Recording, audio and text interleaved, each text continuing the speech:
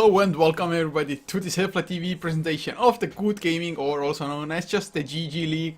This is actually the last quarterfinal, Turtle versus DPWZ.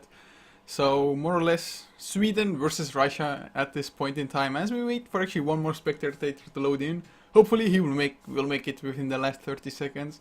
But my name is Coucher and joining me will be Grandis V. Yeah, hello. Hoping that this last person gets into the game, so I don't know. Looks like we might have a remake. I'm not sure. Hopefully we don't. Yeah, I have no idea who is missing. I think all the casters should be present, but whoever it is, I guess we will find out as we actually enter back into the lobby. But no point to even like put on music once again or something. Will just be a fast remake, I think. It should be. Like, there should be no problem going around this time. They'll probably just kick whoever did get in, or just try again. It would make sense for sure, at least. And well, here we go again, finding server, loading into the game. Fingers crossed. Yeah, there shouldn't be any other issues. We should be all good. At least the viewers can enjoy the new loading screen, so to say. Yep, well, all the spectators and everybody's all good. We should be able to get in the draft fairly quickly. And well, here we are as well. And do actually do you have any experience with those two teams, or are you just gonna wing it, or do you have like any personal preference who's gonna take it, or? Honestly, I have no idea. I've seen some of these players on Turtle Master's side, but I haven't seen this lineup all together. And I don't know, DPWZ. I don't know. I haven't really watched them play all that much. I think they've been hanging around in the Tier 2 scene a little bit, so maybe there's some information on them, but I haven't really followed them. So, should be an interesting matchup. Yeah, definitely should. I think they should be rather even skill-wise. Since I've seen the players of Turtle Masters previously, like Smalgalig and Giftig, I think they played in 4FC previously, if I'm not mistaken. Or, well, with some of the Swedes in any case. So from there, I have more experience with them. But of course, DPWZ, I think I've casted them like once in a best of 3 as well, where they actually perform pretty damn nice. But looking at the draft, Lycan banned by Turtle Masters, Batrider taken out by DPWZ, so kind of standard so far, although the Batrider actually recently has been starting to just get overlooked. Yeah, definitely. I'd expect a Doom ban coming out from DPWZ, but if they banned the Doom, I'd see Turtle Masters picking up the Brewmaster, and vice versa. If they ban the Brew, I'd say first pick Doom for Turtle Masters. So I think at this point, DPWZ are just picking their poison. Yeah, it's just impossible to ban out everything. Especially they ban out the Ancient Apparition instead. I think this is okay. I think Turtle Masters like the Ancient Apparition, so it's a good ban in and of itself. And then, if they do decide to pick one of those top-tier heroes, they can always get the other one. Especially if Turtle Masters pick up the Brewmaster, getting the Doom against that's always useful. Yeah, I have to agree. I mean, it's like rock, paper, scissors. Doom beats Brewmaster. Of course, it's not as easy. Usually Brewmaster goes for an early blink anyway, and just blink, thunderclap, primal split before the Doom actually comes out. But that just comes down to execution, and usually Doom is a really good counter against the Brewmaster, like you pointed out as well. Turtle Masters, are they throwing a curveball at us? Are they going for something different entirely? Well, there's plenty of other high-tier heroes that they might want to pick up. Invoker's in the pool, Mirana's still there, a lot of good supports, and they will go for the Invoker here. So no big surprises, but that could just give DPWZ, the Brewmaster, as well as the Doom, a very solid opener, and very scary to play up against, to be honest. Yeah, Invoker overall is always nice, but it's just standard Shadow Demon Mirana by DPWZ. I mean, it's just a tested and tried combination. It almost always works out for you anyway. So Yeah, pretty much. wow. I mean, to be honest, lately you don't see that much of Shadow Demon anymore. Why do you actually think the hero has just declined as far as his pick rate goes? Honestly, I'm not sure. I think he's still a fine hero. I think you definitely do need something else to combo with it, whether it's a Mirana, Invoker, or Kunkka.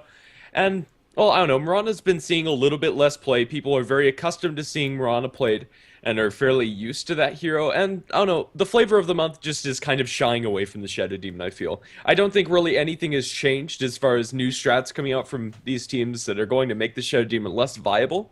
But still, a decent start or decent opener for both teams. We're going to have Invoker Dazzle on the side of Turtle Masters. Wow, wait, Dazzle as well. I mean, that's a hero that completely fell off the face of the earth as well. Like literally, at least Shadow Demon every now and then you still see him picked up, but the Dazzle, it's like I feel like I see him like in one game in 50 or so now.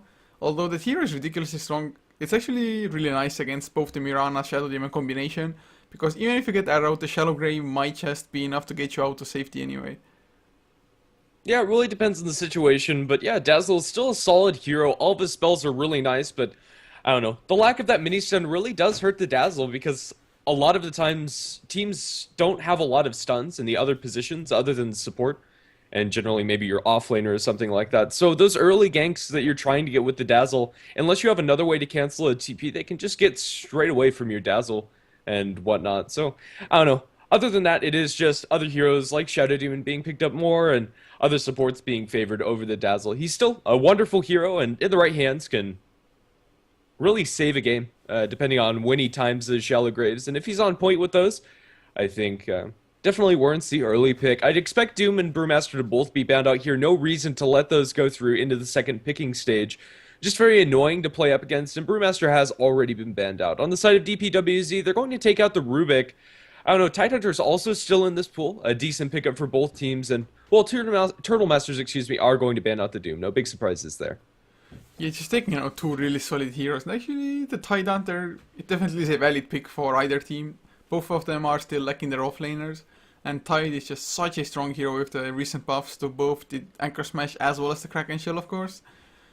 And that ultimate, it's so hard to team fight into that. And I mean, DPWZ banning out the Rubik. Do you think they have something special in mind? Maybe that said, Tidehunter, I guess Rubik can always go for that ultimate steal. Or are they going for something like more standard, going for a Bane on top of the Shadow Demon to set up Mirana even more?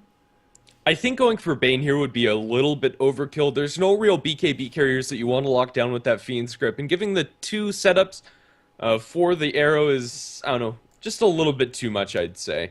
But they will go ahead and ban out the Faceless Void. This is good. Against the Invoker, it just combos so well, setting up those Sunstrikes, Deafening Blast, Meteor combos as well, and having the Dazzle Weave ticking down on them inside the Chronosphere is also fairly strong, just giving that like 6 seconds or so of minus armor tick.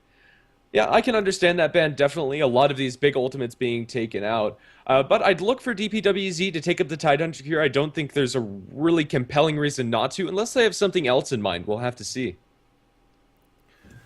Oh, I mean, they still need a mid laner, I guess, as well. They can maybe play around with the Tidehunter. Maybe they're a team that actually kind of hates that hero, like no Tidehunter.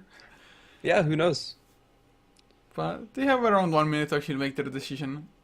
They haven't given away anything at all about their lineup, to be honest. I mean, Mirana can be played in multiple of ways. Well, actually, they go for a Viper, and I guess it's a mid lane one at the moment.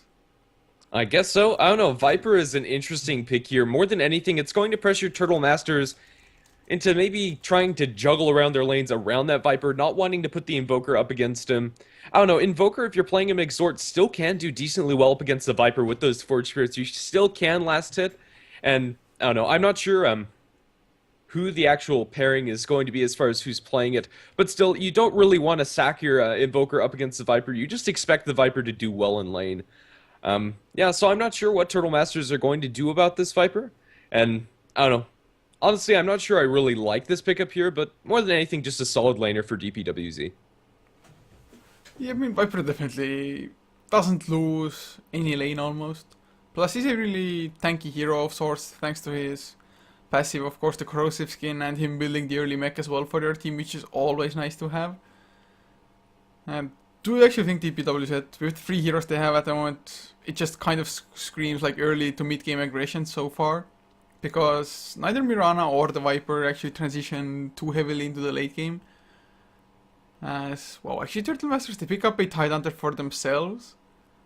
So Yeah, I don't know. So far, I'm tending to favor Turtle Master's lineup. Just I think they got the better end of the stick as far as the trades are concerned in this early picking stage. But still, DPWZ have two very strong lanes with the Shadow Demon Mirana. That's always hard to go up against, as well as the Viper. So if they're able to transition that very well into the mid-early game, they'll be looking good for themselves. Do you think they're going to be going more into the all-in push, or are they just going to back off and maybe shore up their late game a little bit with these next couple of picks? yeah, I mean, it's really the drafting overall. Just comes down to team preference, I guess, and what they really feel most comfortable with. At the moment, judging the three heroes, actually, I wouldn't give the advantage to either one really, because they really have all three solid heroes at the moment. No curveballs, nothing out of the ordinary in the slightest. I guess the Dazzle maybe a little bit, but still really a solid support hero nonetheless. And well, 20 seconds left. DPWZ, fourth pick about to come out. They have potentially two cores already with the Viper and the Mirana. And still need an offlaner. As far as offlaners go, Centaur, Darkseer, they are the ones that are available. And out of those two, I think Centaur would be the better choice. Yeah, I'd say that Centaur would be okay, but they're going to go ahead and go for the Sand King here. It's going to give them more team fight in the mid game, also a Blink Dagger carrier that will allow them to initiate fights other than just your lucky arrow or disruption into arrow, starting them off. I like this pickup for DPWZ. Sand King's fallen off a little bit, but either way, still a very solid support combo as well with the Shadow Demon, and yeah, pretty much sums up that pick. Yeah, I like Shadow Demon with the Sand King because the disruption makes out for the only weakness Sand King has early on being the low range on the Burrow Strike. As well as Shadow Demon being a potent enough support hero that actually will buy time for the Sand King to just be in the jungle, stack and farm. But Turtle Masters now, I mean the Tide Hunter still should be maybe able to stay alive in the offlane. If he has one point in Kraken Shell at least, being able to shrug off maybe the stun coming out from the arrow of Mirana. But I have no idea what they have planned for their fourth pick. I guess one support. They still actually could go for a hero like an Enigma as well. Enigma would be okay. I think it would give them some decent pushing power with the Invoker, Forge Spirits, as well as the Eidolons coming out from the Enigma.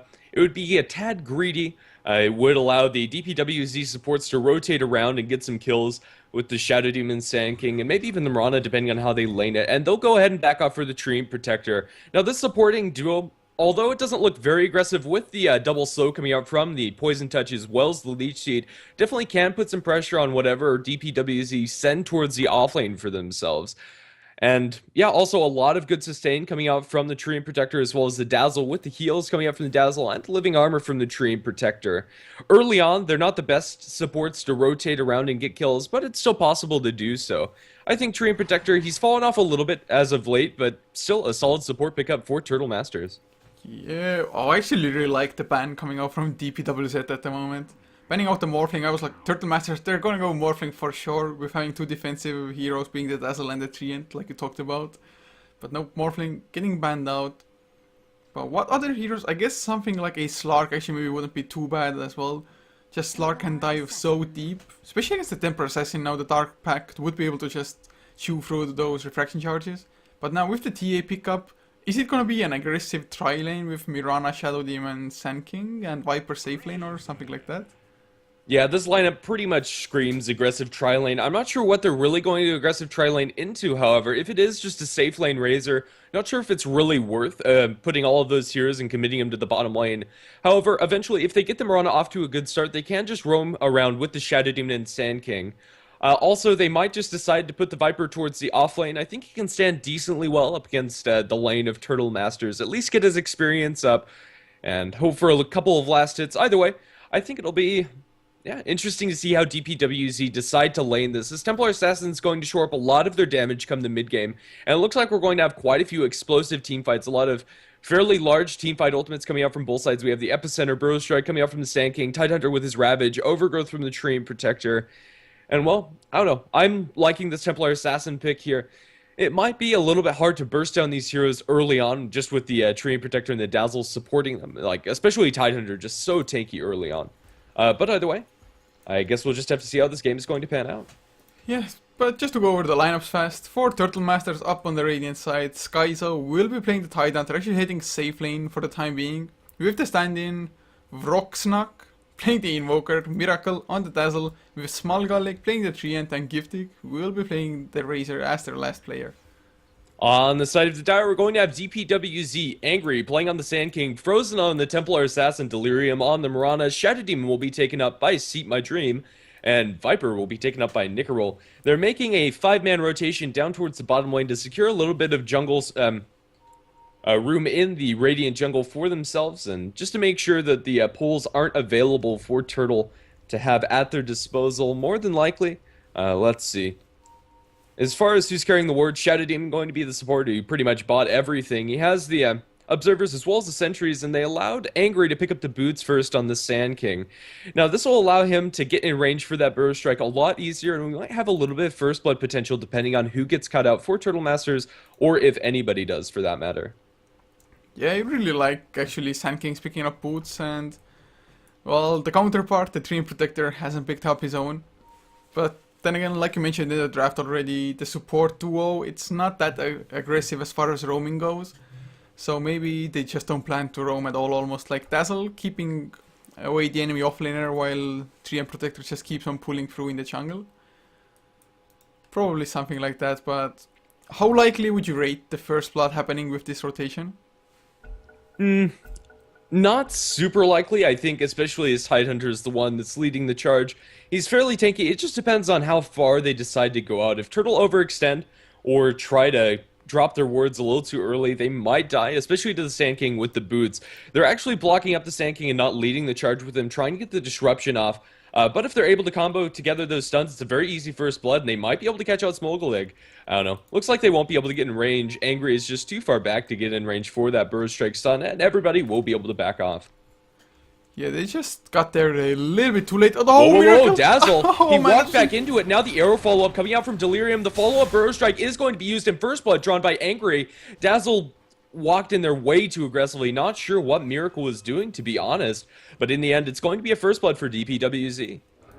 Oh, wow, that was such a huge mistake. I mean, Smalgalik, he just saw most of them there. And Dazzle, I'm not too sure if he was just AFKing or just merely running around, not paying attention to what happened before. But that is one thing that definitely should not have happened, at least not as easily. I was like, okay, do Turtle want to fight or something? Nope, didn't look like it. Yeah, I thought they'd just completely back off. On the plus side for them, they haven't blocked any of these camps. Coming out from Turtle Masters DPWZ, haven't dropped any wards so far, at least in the enemy jungle. They do have a ward vision down in the bottom, as well as, well, looks like that's the only ward drop by them so far. And so let's see how these lanes are going to break out for them. It's going to be Invoker versus TA. Say TA is favored in this matchup, but once the Invoker gets his Forge Spirits up, he should be able to last hit just fine. I don't think there's very much killing potential on either side. An offlane Razor will be the choice for Turtle Masters. They don't have the two supports up here. So Giftig is going to be last hitting up against this Mirana, and I think he needs to be careful. If the supports actually do rotate in, they might be able to get the kill, and well, at least for now, See My Dream is going to be able to get a nice D-ward on the Observer that was placed by the Razor, and he might be in trouble here. Yeah, no boots on the Shadow Demon, won't be able to get in range, and Razor will just back off, but in the end, not the best lane for Razor. I would have liked to see the Tidehunter go to the offlane, to be honest, but speaking of which, they're going to start throwing some auto attacks away of the Viper, and Viper is playing up very aggressively, has 1 point in the poison attack, as well as the Corrosive Skin, but that heal bomb coming out, they're going to get a kill on, oh my goodness, on the Viper. That was way too aggressive coming out from him. Thought he could man fight up against the Tide, but just wasn't the case. That heal coming out from the Dazzle just does so much damage early on. Yeah, and the Gush actually helps out with the damage output of the Shadow Wave as well, since it is physical and Gush applies 2 minus armor on the first level.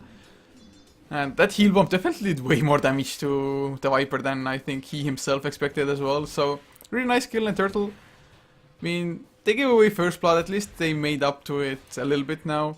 But coming back to actually the lanes, having Razor solo top lane, I think I would have liked to see the Tidehunter there as well. But now Smalgalik has made his rotations there as a Treant. Although I'm not too sure how much a Treant can actually help a Razor in that case anyway. Honestly, the biggest help that Smogolig is going to be able to do is to give that living armor support, but without access to the small pole camp, he's going to be fairly level starved. They do have the large pole here. But still, it's not going to be enough to get this Treant Protector up to the level 3 and 5 that he really wants to be at, and I think Treant Protector is really not going to do all that much here. Yeah, you have to agree. Maybe just be enough to stay in at least XP range, if nothing else. But it's really questionable. Actually, he hasn't picked up a single point into anything quite yet, because he wants to decide whether to go for Leech Seed or Living Armor, depending on the need, of course. But looking at the mid lane for a little while, Frozen, he's actually doubling the Invoker. 14 and 6 compared to 7 and 1 at the moment. But like you mentioned as well, once the Forge Spirits come out, especially the double Forge Spirits at some point for the Invoker, he will be able to at least catch up. But oh, top lane disruption goes out, Yarrow. Oh, nice tank by the Treant Protector. Now damage stolen, Giftig. Forces the leap out by the Mirana. And I guess that's one extra thing that the Treant can do, just body block the Yarrow. Very well, good play by Smokeleg, making sure that his Razor didn't die, and he will go ahead and level up that Leech Seed. He has, Living Armor, he has found his level 2, so he's going to have both of those spells available to him. A little bit unfortunate for DPWZ that they weren't able to get that kill there, but either way, well, Giftig might get caught out here. He's fairly aggressively positioned. Angry's getting body blocked, but they will get the disruption off onto the Treant Protector. Arrow's not going to follow up, and Smokeleg will be just fine. Yeah, I think the Shadow Demon got body blocks for a little while. It definitely looked like they want to go for Giftig instead, but he couldn't quite reach him and then went for just a, I don't know, angry disruption. Just, I was like, oh, couldn't get the right one, so gonna try for another one. I think maybe they could have been able to do it still with the Burrow Strike to follow up. But Angry, he's just gonna go into the jungle, stack up some more, but he does need that level 3 with the level 2 Sandstorm before he actually starts farming them up. He'll find the level 3 Sandstorm before too long, and he has a triple stack in the large camp, so we're looking at a decently timed... Whoa, Invoker in the mid lane actually falling very low, not able to get the second splash attack coming out from Frozen to get that kill, so Invoker will be able to thank his lucky stars. But as an Invoker, he doesn't have a bottle or any other way to get his health up. He does have the Living Armor support, but it's fairly low level and won't heal him all that much. He needs to be careful staying around this lane. Wow, And with the haste rune, I think he's just dead here. He's going to drop a Sunstrike. It will be eaten up by the Refraction. She's out of Refraction with the Cold Snap. She's taking a decent amount of damage from the tower. Now trying to juke through the trees. She's going to be forced to run back down. She has the Salve up, and she might be able to go for this. I don't think so. Salve also dropped by the Courier onto the Invoker. So in the end, Templar Assassin not going to be able to dive that. And it's fairly hard to dive an Invoker with that Cold Snap. Yeah, actually it was really nicely played by the Invoker as well, just using the vision to his advantage. Of course it is nighttime, so it was even harder for Templar Assassin. And well, I was so sure the Invoker is just gonna get wrecked there, but didn't happen. So still kill score 1-1, 5 minutes into the game. Face boots finished on the Invoker. Frozen just actually has his own as well if he just wants to buy them up, plus a bottle. So still Templar Assassin farming up really well, the highest last hitter in the game. Angry as well as the Shadow Demon. They're baiting a little bit with the Templar Assassin. I think they got Vision of Angry, maybe. Oh no, looks like they haven't. They're going to start out with the trap, slowing down the Invoker. Second trap to follow. Angry with those boots. He should be able to get in range for the stun, and indeed he will. The Soul Catcher is going to be on the mark. The Ravage coming out from the Tidehunter will drop, and now Angry's falling very low. They don't have detection on the ground. All they need is another Gush. They're going to throw Disruption the way of the Invoker, and now Sweet My Dream. It looks like he's going to be the one to die here. Sand King also falling fairly low. Will he die? He will. Dazzle gets the last hit with a nice rotation coming out from both of these heroes from the bottom lane. Well, I guess safe lane Tidehunter just paid off. Having that early farm and of course carrying the TP as well, really nicely done. A lot of actually players just completely free farm the safe lane and don't even think about rotations, but you could see that the Tidehunter was so ready for this. And what should have been an easy kill on the Invoker just happened to be 2 Fed supports. I mean, that was as bad as it could have gone almost for DPWZ. Pretty much, yeah. Just a really good timing coming out from the Tidehunter. Probably didn't expect that rotation. Up on top, they are going to throw a Static Link the way of Delirium, not even going to steal the 7 damage. Or rather 14, as it is only a level 2 Static Link. They are going to start it with the Leech Seed, however, Delirium, after throwing out the Leap, is fairly, oh, I don't know, might be in a little bit of trouble. He has the ultimate, just going to throw one more auto attack before backing off. Yeah, Razor, he doesn't have any points into Unstable Current at the moment, so he's not that fast and can't actually chase up at the moment. At least not to a Mirana, who has boots himself as well. But still, just stopping the farm on the Mirana just a little bit also helps. And Giftig, he's actually around 10 last hits behind the Mirana at the moment. And last hit wise, DPWZ, although the mid lane gank failed, the heroes are still farming reasonably well. Yeah, definitely. Tidehunter did get a little bit of infusion of gold there. He just cleared up a stack in his own jungle, was stacked a couple of times, and with the help from the Dazzle, it was possible. Up in top, the supports have rotated back in. Mirana, they're going to throw the disruption the way of the Razor, looking for this arrow angle. They are going to find it. Follow up. They are going to drop very low on Delirium. The Sunstrike going to be on the mark onto Angry, and it looks like everybody's going to be able to get back out. Smoggly doesn't have any detection, and now Angry going to try to make his way out of here. Doesn't have another Brewer Strike, and is sitting on quite a lot of gold. If they kill him here, it could be huge. He's going to get the lead steed off, and he should be able to punch down Angry, and it won't even be necessary. The Plasma Field coming out from Giftig will secure that kill. Yeah, and Delirium just barely got out as well with like 20 HP. I mean, Turtle, they're definitely taking way better fights at the moment, as well as just having more heroes TP in, although at the moment it was only a support to begin with anyway. But still, they're just taking the early advantage, and I mean, actually it's hard to say who still has the better of it, since Templar Assassin is such a heavy snowball hero, but him having the highest amount of last hits in this game. I'm not even too sure what build he's going for. He has face boots, bracers, and a bottle, so do you think he's going to finish up the drums or just casual bracers into a Blink or Yasha or something? I think he's going to finish up the drums, although I'm not a huge fan of it. I think just getting like an early Midas or an early Blink and playing incredibly aggressively is better. I don't know, Tidehunter actually falling low to the Viper, and well, with that ultimate he was able to get that kill. He's trying to TP out against these creeps, and he will be able to make it. Well, actually Viper going to die to a Sunstrike in the base, well played by the Invoker. Wow. I just got some server lag from that Sunstrike. But now, oh, immediately frozen, never mind, just one meld hit and backing off. Actually, if it just had activated the refraction and the double damage, the meld hit would have done a sick amount of damage. As well as just a few right clicks to follow up. But oh, disruption top lane, arrow to follow, it does connect perfectly onto Giftig. Miracle is there with the burst damage from the Shadow Wave, and easy kill for them. And actually Miracle, oh They're man, going to he's get gonna the be in next trouble stun. as well. Yeah, he's going to throw out the Shallow Grave to try to get out of this. I don't think they have a way to cancel his TP. They're rotating it with the Tidehunter. He does not have the ultimate, and they will be able to follow up on the Dazzle. Now Tidehunter, he's going to throw out another Anchor Smash. Everybody's falling fairly low, and with the Lig Normal, it looks like he's going to survive. Sunstrike going to land on Disruption, or the Shadow Demon, excuse me, Disruption will come out defensively, but the punches coming out from Smoggly should be able to finish on that wound off, and now the Anchor Smash gets a kill on the Mirana as well. 2 kills going the way of Turtle. Not sure how that trade was, but now with the double damage rune frozen, he's trying to rotate in, but he's getting all of his damage sapped, and now he's going to try to run away. He's slowed down, losing a whole lot of damage. Now he's going to try to meld. They have sentries on the ground, and they will be able to claim the Templar Assassin as well. Oh man, that rotation of the Templar Assassin, he just ran into certain death. Nothing he could have done. Actually, in the meantime, as Invoker's just pressuring the mid tier 1 tower, getting his Hand of Midas finished as well now. So Turtle, it's just going so damn well for them, and DPWZ, the Templar Assassin rotation, it was way too late, as well as way too greedy by him, I think. Yeah, he went straight up into the river into 4 enemy heroes. He got slowed down, and then he just stole all of his damage. There was nothing he could do. He couldn't run away, he couldn't get a kill, and in the end, it was just a casual death for the Templar Assassin. That was not on the agenda for DPWZ. I mean, it's still not looking that bad for them. Viper working on the mech, has the headdress, almost has the buckler finished as well. And yes, Small Gallic also agrees that it's a laggy server. Actually, I haven't had laggy servers for quite some time, maybe except for like a few Southeast Asian ones. Yeah, well, it is about 10 minutes in, so I think we can take the first look at the graphs. So if we look at the gold earn graph, just look at it shoot up in favor of Turtle after those last couple of engagements. And similarly for experience, it's about the same graph, about 2,000 gold and experience lead for Turtle Masters here. Well, either way, it's not the biggest lead, but things are starting to look down for DPWZ. They need to make something happen with Delirium as well as this Templar Assassin, I feel. Yeah, the TA, at least still, is farming reasonably well. Of course, one tower already went down in the favor of Turtle Masters. And, oh, there's a Blink now on the Tidehunter as well. He has the Ravage ready, oh man. I think they're gonna make a rotation as Sand King actually finishes his own Blink Dagger 11 minutes in. Definitely a pretty nice timing for him. So, whose Blink Dagger is gonna make the attempt first? Frozen mid lane, they're gonna go win Anchor Smash. They don't even need the Ravage to melt. They have the sentries, an easy kill. No refraction will help him from that. Yeah, definitely not. Templar Assassin getting caught out yet again, definitely not what DPWZ needed to do. And you said that her farm was okay at least, but at this point it really isn't. You'd like to see those drums or maybe a Midas up on the Templar Assassin.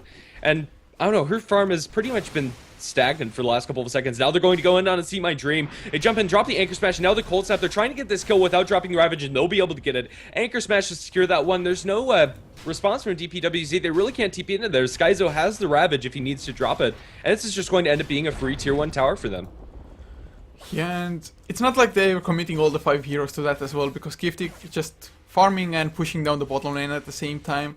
Now Skyzo together with Miracle also making the rotations to the bottom lane, so that's gonna be actually another tier 1 tower for them probably, unless DPWZ answer in force. I guess Angry, he has to come out with the Blink Dagger, pretty damn huge as well. Smog League. He's going to bump into Delirium here, going to slow him down. Leap forced out by the Mirana. But in the end, she was able to get about half damage off of that tier 1 tower. In the meantime, while the other ones were going down. But speaking of tier 1 towers, the one in the bottom lane for the Dire is going to fall inevitably. Doesn't look like they're really going to defend this. No, Viper's hanging around. Well, they have the Blink Dagger. If they get enough vision of the enemy heroes, they might decide to go in. For now, they're just going to stand off and watch this tower fall. Yeah, they're gonna have to kill the creep wave so that Sanking can get a little bit closer without actually the Radiant side having vision of him. So now is the opportunity for him to actually get into position if he wanted to do so, but nope. Looks like they... oh, never mind. He wants to come in from the side. I'm not too sure if he can actually reach the Razor by that. Oh, he's going to try for it. He goes for a burst strike and completely misses. Now the Ravage coming out from Skyzo. He's going to catch out all 4 Disruption. Going defensively onto their heroes. Now the dust coming out. They'll be able to clean up the Sand King on the backlines. They're going to get the Shadow Demon as well. And the tier 1 tower is going to fall in a dominating streak for Skyzo. Oh, that initiation by the Sand King. He just wanted it way too bad. And I don't think it would have been enough getting a one-man stun anyway on a Razor. With the Tidehunter backing him up with a Blink Dagger. So I felt like, okay, just wait for maybe Turtle Master to go on the tower, but the tower was already so low that the Razor was enough. Oh, never mind. I thought, like I say, saw Epicenter being channeled on the edge of my screen, but I was so wrong, so wrong. But they're going to lose another tower. I mean, Turtle, they're just in such a dominant position at the moment. They have map control, they have the better team fight, as well as... I mean, I guess they don't have better burst damage, but DPWZ just can't get into position for that damage. Yeah, there's very little that they can do at this point. Templar Assassin, she has the drums finished, but you really want something more. Mirana's building into something that involves a Glove of Haste. I'd say that this is a Maelstrom. I don't know, it could be a catch-up Midas for Delirium, but if she goes for Midas, I don't think it's going to make any difference at all. And even if she builds, like, the Maelstrom, I don't know, I just don't see how DPWZ are really going to be able to fight into this. This Viper... he's still working towards this mechanism, and that would be a big item pickup, but it's still not there. They are going to be able to get an arrow onto Giftig, but where's the follow-up? They're going to channel the Epicenter. It's doing not really a lot of damage. It's mostly focused onto the Tidehunter, and now there's the Viper Strike being thrown the way of the, the Invoker, and now they're trying to focus him down with the Poison Takes the Shallow Grave. We'll keep him alive for now, and now they're going to lose the Viper. He's trying to TP back to base. Will he be able to make it with the heals?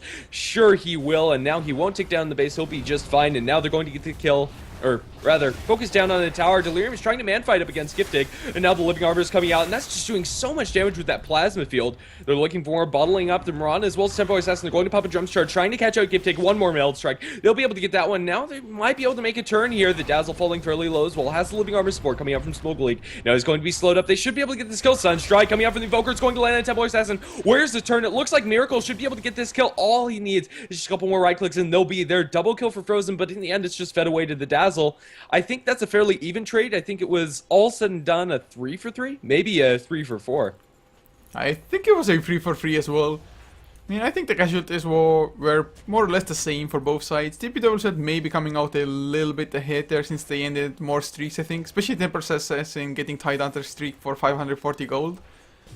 But in mid, they're going to stun up Miracle, but where's the follow-up? They just don't have it. And Miracle with the Living Armor, well, he should be fine. In fact, he's just going to start turning onto Angry. He's going to throw out the Poison Touch. Invoker is rotating in. He has the Cold Snap available. They're going to get vision, but he will be able to Burst Strike towards the north and get out safely, it seems. Blink forward by the Tidehunter. He does have the Ravage. Won't throw it out here for the Viper. They don't really need it. They're going to drop the dust. Now the Disruption will come out. He's still stealing all of that damage, however. Now the Ravage comes out, going to catch out 3. They'll be able to blow up the Viper, and well, I think they should be able to rotate this into a tier 2 tower as well. Epicenter down for another 30 seconds. There's really no way that they can defend this. They will go ahead and go back and push out this creep wave. But I don't know, Turtle still looking really dominant, even after losing a couple heroes in the retreat of the last attempt. They're just so far ahead. Looking at the graphs, 10,000 gold lead, XP, actually 3,500, so it's not that bad. But the gold, they just have too many items. They have the mech finished for quite some time already. 4 staff on the Invoker now, working towards what I can only think is going to be the Necrobook, having the Belt of Strength and the Staff of Wizardry. And they're even setting their sights on the Roshan already. Pipe being worked on, Skyzo's Tidehunter. They are just one step ahead as far as items go, and that's all they need. This could be a fairly risky move coming out from Turtle here.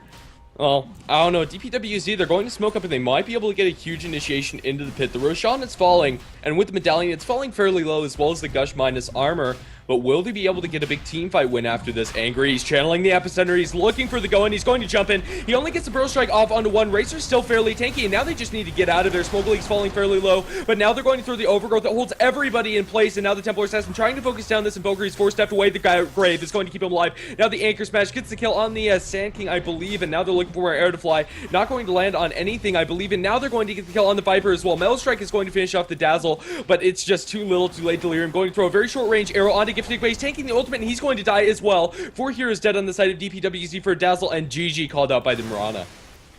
Wow, that GG call. Of course, Mirana couldn't do anything at all. She tried to go for the right clicks, but Living Armor is completely negating the attack damage of the Mirana. And I don't fault the GG, to be honest. Turtle, they were just way too far ahead. I mean, taking Roche, even against that epicenter coming in into the Roche pit, it just simply wasn't enough. They popped the mech, and suddenly everybody was back to full HP. Yeah, definitely pretty much sums up that game. They tried for that last YOLO initiation into the pit, but they only caught out the Razor with the Burst Strike Epi. Yeah, and that's the thing with the Sand King as well, that actually the level 1 epicenter doesn't do all that much, especially if your enemy gets an early mech already for themselves as well. So, just a little bit bad for DPWZ. Their start wasn't bad at all, getting the first blood in the enemy jungle before the horn even blows. But I guess that is life, as this is of course a best of 3 series, so DPWZ, they have one more chance to actually come back into the series, tie it up, and take it to a game number 3, but until then guys, hope you enjoyed, and if you did, be sure to follow us on this channel, as well as Hefla TV 1 and Hefla Moke, all the English channels for Hefla TV, as well as check out our social media, Facebook, Twitter, and VK for the Russian guys. All of them are Hefla TV, and you can find the VODs on Hefla Moke, YouTube of course, and thanks to Grandis for casting with me. Yeah, looking forward to the second game. Let's see if they'll be able to make a comeback.